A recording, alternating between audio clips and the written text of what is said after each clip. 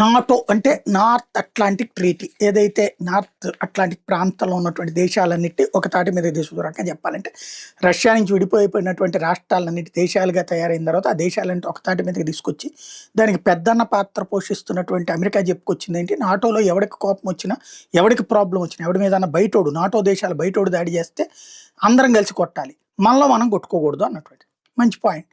కానీ ఇప్పుడు అదే నాటోలో ఉన్నటువంటి గ్రీన్లాండ్ని అమెరికా ఆక్రమించుకోవాలనుకున్నాక డెన్మార్క్ వ్యతిరేకిస్తున్నటువంటి వేళ సీన్ మారుతుంది. ఇప్పుడు ఎవరి సంతోషాలాళ్ళు ఎవరి లెక్కలాళ్ళు ఎవరి కూటములాళ్ళు ఐక్యరాజ్య సమితి నమ్మడం మానేశారు. ఎందుకు? ఐక్యరాజ్య సమితిని అమెరికానే పక్కన పెట్టేస్తుంది. ఇంకెందుకు ఐక్యరాజ్య సమితి? ఇప్పుడు ఏమైనా కంట్రోల్ చేస్తుంది? అది 8 యుద్ధాలు ఏదైనా కంట్రోల్ చేసిందా? ఏమైనా ఉందా వాళ్ళ చేతిలో? కేవలం జీతాలు తీసుకుని బతికేస్తున్నారు వాళ్ళు అంతే.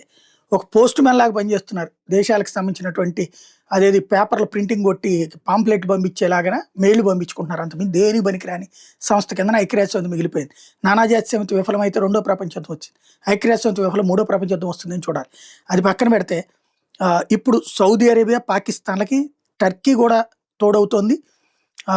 ఈ 3 దేశాలు కలిపేసేసి ఒక నాటో తరహాలు వీళ్ళల్లో ఎవడి మీద ప్రాబ్లం వచ్చి ఇప్పుడు మన సౌదీ అరేబియా పాకిస్తాన్ ఒకళ్ళ మీద ఇంకొకళ్ళు వచ్చి దాడి చేస్తే గనక వీళ్ళిద్దరూ కలిసి యుద్ధం చేయాలనుకున్నారు. అంతా బాగానే ఉంది. కానీ మరి వీళ్ళల్లో ఉన్నోడు ఒకడు వెళ్ళి ఎవడి మీద for example Saudi Arabia Dubai మీద దాడి చేస్తే అప్పుడు దుబాయ్ దాడి చేస్తే చేస్తారా? అంటే వీళ్ళిద్దరూ దాడి చేయొచ్చు. అప్పుడు వీళ్ళ మీద దాడి చేస్తే ఇద్దరు కలుస్తారు. వీళ్ళు ఇంకోళ్ళ మీద దాడి చేస్తే అది ఇక్కడ అసలు చర్చ.